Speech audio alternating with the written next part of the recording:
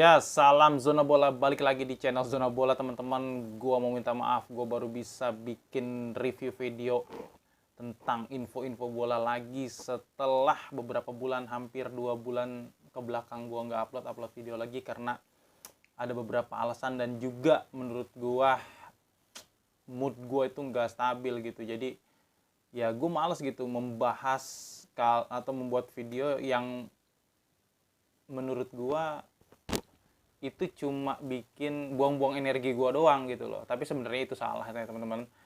Gue harus tetap memberikan coba memberikan sudut pandang, dan gue coba memberikan persepsi, perspektif dari gue sebagai fans bola. Ya buat kalian yang setuju silakan, yang enggak juga nggak apa-apa, di skip aja.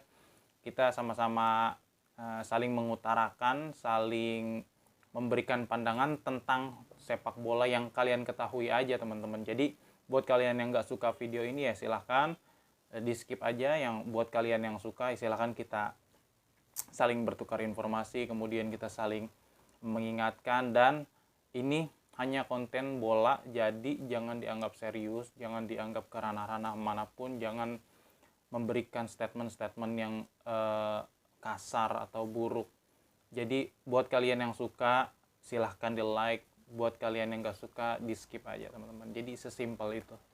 Oke teman-teman, nanti malam ada pertandingan Manchester United berhadapan dengan Arsenal. Kenapa gue mau bikin video ini? Karena gue udah gatal banget sebenarnya pengen bahas ini, dengan menumpuk kekesalan gue di beberapa bulan terakhir, terutama di kubu Manchester United, tim kesayangan gue. Dan gue sekarang pakai Inter Milan karena karena ya gue sendiri sebagai fans nggak optimis gitu nanti malam bahwa MU bisa, walaupun main di Old Trafford, gue rasa dengan grafik permainan Arsenal yang sedang bagus-bagusnya di musim ini, bahkan dia hanya tertinggal 2 atau 2 poin kalau nggak salah, di 83 dan City-nya 85. Jadi menurut gue pertandingan nanti malam akan sangat sulit buat Manchester United, buat anak asuhan si botak Erik ten Hag. Dan gue sudah mengkritik dia, gue juga langsung ke Instagramnya Erik ten Hag. Ya itu terserah ya mau dibaca atau enggak, yang penting gue udah mencurahkan keluh kesal gue bahwa Manchester United di bawah asuhan dia lebih parah dibandingkan dengan eranya Jose Mourinho, bahkan Ole Gunnar Solskjaer. Menurut gue bahkan Ralf Rangnick pun menurut gue masih lebih baik dibanding Ten Hag. Kenapa? Menurut gue Ralf Rangnick itu tidak walaupun hanya sebagai pengganti sebelum Erik ten Hag masuk, sebelum Erik ten Hag masuk mengakuisisi Manchester United 2 tahun lalu, Rangnick itu setidaknya masih bisa memberikan perlawanan teman-teman di Premier League. Ini pemain yang dia minta semua. Oke, ini gue mau menumpahkan kekesalan gue selama beberapa bulan ini ya teman-teman, dan itu menjadi salah satu faktor gue nggak bikin video-video tentang Manchester United dan info bola beberapa bulan ke belakang teman-teman. Jadi menurut gue MU di bawah asuhan Ten Hag ini gak punya identitas, dari gaya main, dari struktur organisasi, dari pemilihan pemain. Oke lah, kita kesampingkan dulu alasan-alasan ya, dia mungkin belum mendapatkan pemain yang diinginkan. Coba kita lihat Lisandro Martinez, kita kesampingkan dulu dah dia cedera atau apalah itu. Tapi kan setidaknya itu pemain yang dia pilih gitu loh, yang dia mau. Masalah dia nantinya akan cedera atau enggak, itu kan sudah kembali kepada organisasi klub yang mengurus dia, dari tim medisnya, dari tim fisioterapinya, balik lagi kepada klub gitu loh. Jadi bukan dia setelah pertandingan 0-4 kalah di Crystal Palace itu dia bikin statement di media bahwa dia belum bisa mendapatkan pemain-pemain yang dia inginkan gitu. Pemain-pemain yang diinginkan seperti apa lagi gitu loh. Semua dia udah dapatkan loh, secara dia mengusir Cristiano Ronaldo, kemudian dia tidak mengambil kembali Greenwood di Getafe yang bermain sangat luar biasa. Jadi itu semua itu kembali kepada mindset pelatih dan insting pelatih. Dan menurut gua di sini Ten Hag benar-benar tidak memiliki insting sebagai best coach atau best manager menurut gua.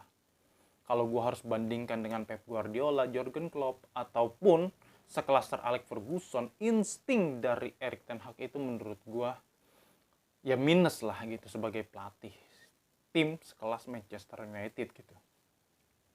Jadi gue menumpuk kekesalan ini, ya bukan gue doang sih, semua fans-fans Manchester United pasti ngerasain. Sekarang oke, logika sederhananya gini, teman-teman. Logika sederhananya. Lu punya kiper terbaik di beberapa musim terakhir. David De Gea. Di mana Madrid, di mana bahkan dulu isunya Liverpool, kemudian Barcelona isunya sangat meminati David De Gea. Bahkan De Gea sendiri bertahan untuk Manchester United. Kemudian Ten Hag datang. Dan lu dibuang, bro. Mending ya, lu dibuang dengan ngambil kiper sekelas Alisson mungkin, Ederson ya, itu masih masuk akal. Lu ambil Onana, oke lah, untuk kesan pertama dengan apa yang dia buktikan di Inter Milan, is oke, nggak ada masalah menurut gua. Tapi lihat grafik permainan dia seperti apa di Manchester United, memberikan dampak apa. 1-2 pertandingan is oke, nggak masalah. 3 oke, nggak ada masalah. Jadi gue sebagai fans itu, lu bisa kan, lu punya Altay Bayindir di situ, lu punya Henderson, bahkan Henderson pun sampai di lobi ke Crystal Palace, di mana Crystal Palace berhasil mengalahkan Manchester United 4-0 yang dijaga sama Henderson. Itu pukulan telak ke Ten Hag kalau menurut gue. Gitu loh. Jadi menurut gue MU yang musim ini itu benar-benar bukan Manchester United beberapa tahun lalu. Ya kita nggak usah bandingkan di eranya Ferguson lah, jauh menurut gua. Kita bandingkan era Ole, Mourinho, Moyes, masih lebih baik mereka kok menurut gua. Lu udah punya Ronaldo, lu buang. Lu punya De Gea, lu buang. Hanya karena tidak sesuai dengan skema main lu. Padahal lu coba aja belum. De Gea segitu luar biasanya musim lalu. Kalau nggak ada De Gea, mungkin kita bisa lebih parah dari tahun ini dibanding Onana. Kalau menurut gua. Lu Onana di mana rata-rata satu pertandingan itu dia bisa kebobolan 2-3 gol dan lu pertahankan itu berbulan-bulan. Sementara di bench lu masih punya Altay Bayindir yang menurut gua secara kapasitas, secara kualitas, secara skill, secara respon nggak hancur-hancur banget dibanding Onana itu menurut gua. Dan lu tetap pertahankan tuh pemain-pemain favorit lu. Seperti Onana.